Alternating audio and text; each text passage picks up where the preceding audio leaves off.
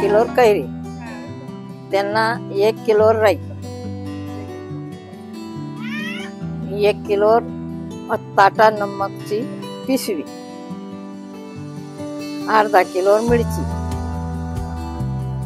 ते गावरानी पावभर आणि पावभर गावरानी आणि पावभर बेडकी मिरची, बेडकी मिरची, बेडकी दोघी मिरची. तुमचं लोणचाले कालदी टाकली ना, सगळी मिरची टाकली ना, पाव पाव ते मग हा तोच प्रमाण शा त्या. आणि अर्धा किलो बडीशूप, अर्धा किलो धने, अर्धा किलो लसूण, 100 ग्राम मेथी दाणा, 50 ग्राम हिरवा येलदोडा, छटाकभर लोंग, मिरे अर्धी छटाक, विलायची दाना अर्धी छटाक, कपूर चणे अर्धी छटाक, हिंग 1 तोडा घे, तेल 3 किलो ले, शेंग तेल, मसाला तयार 2 किलो आणि दुसरा दिवस 1 किलो, एक दिन नाडमा 1 किलो तापाडून टाकायचं, थोडं थंडगार करून.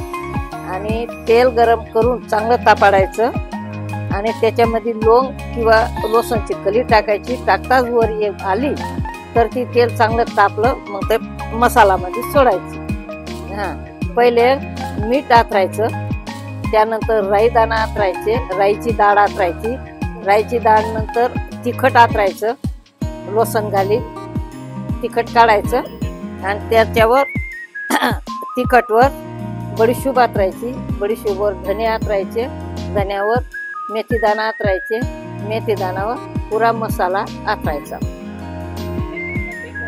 मग तसं ते गरम झालेले तेल, उकळतं तेल गरम गरम टाकायचं. हळद 50 ग्राम हळद देऊन घ्या. समजल्या? आज रविवारची कापली, सोमवारी सुकली, दिवसभर सुकली, रात्रभर सुकली आणि मंगळवारचं लोणचं टाकलं आपण 4-5 वाजायला. असं लिहून घे. तसं बरोबर कैरीला कैरी लावून सुकाडायची, पेपरवर टाकायची आणि ती सुकली मग लोणचं घालायचं. मतलब ती खराब होत नाही, त्याला पाणी सुटत नाही, व्यवस्थित लोणचं असतं. 2 वर्ष सुद्धा पर्यंत लोणचं टिकतं.